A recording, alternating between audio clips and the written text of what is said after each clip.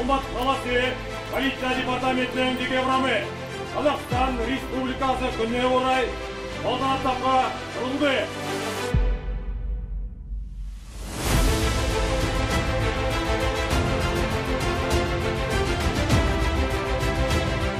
Бұл ел еркіндігі мен тұтастығының, бірлігі мен жаңғыруының